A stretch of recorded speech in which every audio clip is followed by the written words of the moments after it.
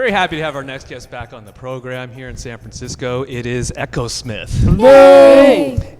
First, I want to say that we are missing an Echosmith. Yes. We are missing Jamie, who has left the band. It's been some time, and we have Sydney, Noah, and Graham. Yeah. How are you guys? A baby. Yeah. So the oldest member had a baby, so he's chilling at home. But we're doing great. We're excited for the first show of the tour. It's just going to be really energetic and really exciting, and I'm just excited to see how it goes because there's so many new things that we're doing, so it's going to be a good first show. This is Echosmith, a business, but it's the Sirota family, the family. How did you guys take it? What was the environment? Did he just take you out to dinner and said, hey guys, let's go out to eat, I have some news to share? Yeah, I think we were sitting in a green room before a show, actually somewhere in Europe, and he and his wife sat us down. They're like, hey, so I'm pregnant, so I think I'm going to leave the band. So it's kind of like 2 in 1, which, of course, when you hear that your brother's leaving the band, obviously it was such a bummer. We were so sad. But then it was hard to really be like, oh, but yeah, you're having a baby, like right away. It took a second to let that sink in. And then, once we just got over the fact that he was making his own decision and making that decision for his family, his new family, then we just accepted it. I'm so glad that we're in San Fran for it. There's so many things I want to say, and we have plenty of time, so I won't talk your ear off yet.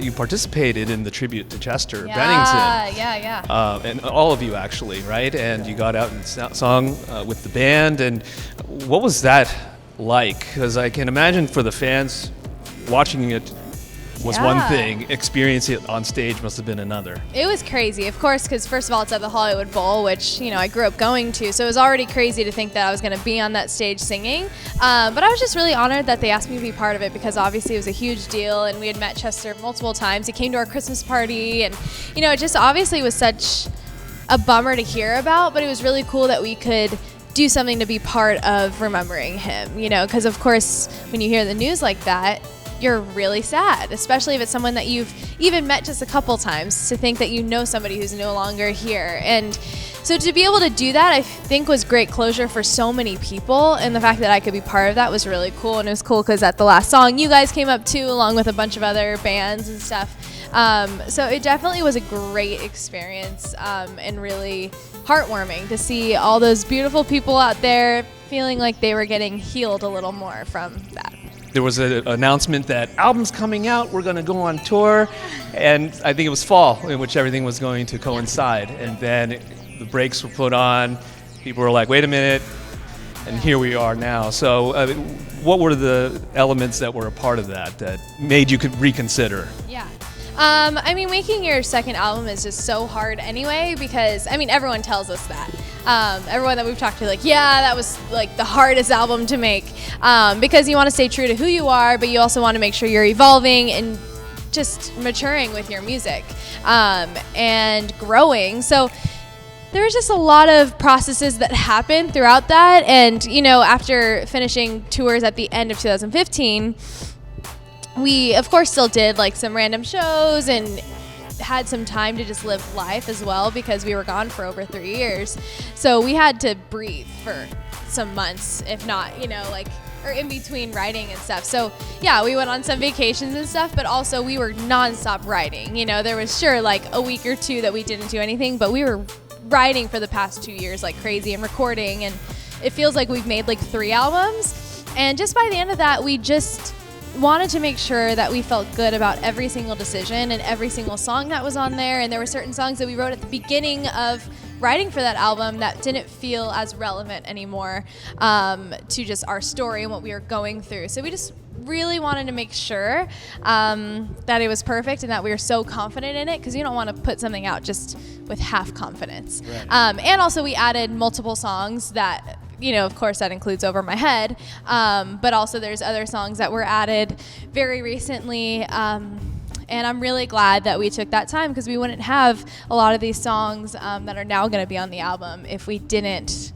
make sure we took the time intentionally. The sound is definitely different with Jamie missing, right? And you talked about the evolution of the sound, very synth-driven. Any influence from your experience working with Zed and other artists? Maybe unintentionally. I mean, honestly, what you listen to and who you're into is going to naturally influence, just, I don't know, even who you are or what kind of music you make. So I wouldn't say it necessarily directly influenced this album, but I think working with Zed opened my eyes to just more of the EDM world and how intricate it is when you think of it as simple, like first. It's just really nice to remember, oh, wow, like Anton's an amazing musician, and the piano lines that he uses and the different kinds of beats and feels that he has, it's totally different from other DJs, So I think just as we were making the album, there were certain things, I was listening to Zed, but also I was listening to classical music and, Khalid and like so many other random people that I wouldn't say I necessarily directly applied it to our music, but I think naturally what you listen to is going to influence it a little. So what I'm taking away from all this is that we've already heard a lot of synth-influenced songs. For material we haven't heard yet, you're going to be rapping. Lots of rapping. Country rap, right? Actually, yes. There's going to be a lot of strobe lights. Tons of strobe lights. Yes. Any drum solos for Graham and being elevated above the crowd. Is there going to be that? No, but I'm going to be on Electric Kit. Electric Kit? Yeah, first time doing it. Wow. Yeah, in the front. So good. Yeah, he's in the front with me. Noah. I heard also during this tour, you're going to be working outside some of your instruments, and you're going to be drumming as well. I am, yes. So I'm going to kick Graham off for a second. He's going to go play a big bass drum. I won't give it all away. Okay. But I will hop on there, play guitar too. I was hoping you were going to say Graham's going to go take over synths and keyboards. That would be cool. And be the hype man. Some of it. And He'll jump be up the DJ Khaled of the group. Yeah, definitely. We the best, Echosmith. Great to see you guys again. Great, man. So much. Thank you Really so much. appreciate it. It is Echosmith, and you're watching B-Sides on Air.